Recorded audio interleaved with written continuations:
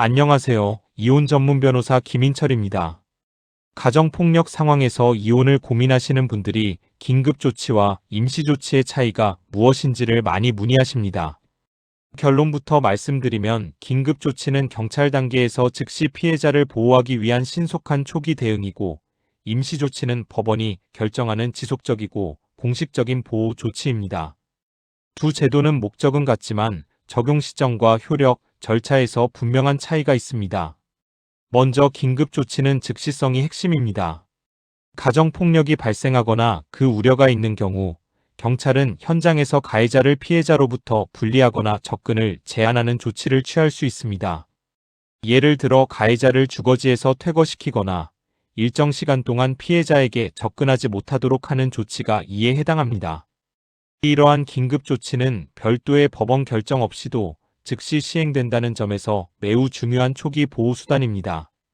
다만 긴급조치는 일시적인 성격이 강해 장기적인 보호를 보장하는 데에는 한계가 있습니다.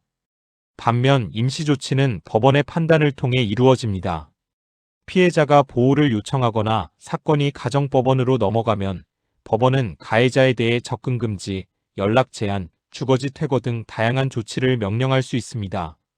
임시조치는 일정 기간 동안 효력이 유지되며 위반할 경우 형사처벌이나 제재로 이어질 수 있다는 점에서 긴급조치보다 훨씬 강한 법적 구속력을 가집니다. 절차적으로도 차이가 있습니다. 긴급조치는 경찰이 현장에서 즉시 판단하여 시행하는 반면 임시조치는 신청서 제출과 법원의 심사를 거쳐 결정됩니다. 따라서 일반적으로는 긴급조치로 초기 위험을 차단한 뒤 임시조치를 통해 보호를 이어가는 구조로 진행되는 경우가 많습니다. 즉, 두 제도는 서로 대체 관계가 아니라 연속적 보호 체계로 이해하는 것이 중요합니다. 효력과 안정성 측면에서도 차이가 있습니다. 긴급조치는 단기적인 보호에 초점을 두고 있어 일정 시간이 지나면 효력이 종료되거나 추가 조치가 필요합니다. 반면 임시조치는 법원이 정한 기간 동안 지속적으로 적용되며 가해자가 이를 위반할 경우 법적 책임을 지게 됩니다. 이러한 점에서 실질적인 보호 효과는 임시조치가 더 크다고 볼 수 있습니다. 이혼 소송과의 관계도 중요합니다. 가정폭력 사건은 단순한 갈등이 아니라 혼인관계 파탄의 중요한 사유가 될 수 있으며 긴급조치와 임시조치가 이루어진 사실 자체가 이혼 소송에서 중요한 자료로 활용될 수 있습니다. 특히 폭력의 반복성과 위험성이 확인된 경우라면 재판상 이혼 사유로 인정될 가능성이 높아집니다. 또한 이러한 조치는 위자료 산정이나 양육권 판단에도 영향을 줄 수 있습니다.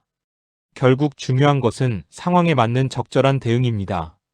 폭력이 발생한 직후에는 긴급조치를 통해 즉시 안전을 확보하고 이후에는 임시조치를 통해 지속적인 보호를 받는 것이 바람직합니다. 단순히 제도의 차이를 이해하는 것에 그치지 않고 실제 상황에서 어떻게 활용할 것인지에 대한 전략이 필요합니다. 결론적으로 긴급조치는 즉각적인 보호를 위한 초기 대응, 임시조치는 법원의 결정에 따른 지속적 보호로 구분할 수 있습니다. 두 제도는 서로 보완적으로 작용하며 적절히 활용할 경우 피해자의 안전을 확보하고 향후 이혼 절차에서도 중요한 역할을 하게 됩니다. 초기 대응이 늦어질수록 상황이 악화될 수 있는 만큼 신속하고 정확한 판단이 필요합니다. 이혼 전문 변호사 김인철 법률사무소로 문의 주시면 언제든지 문의 주시면 부담 없이 상담드리겠습니다.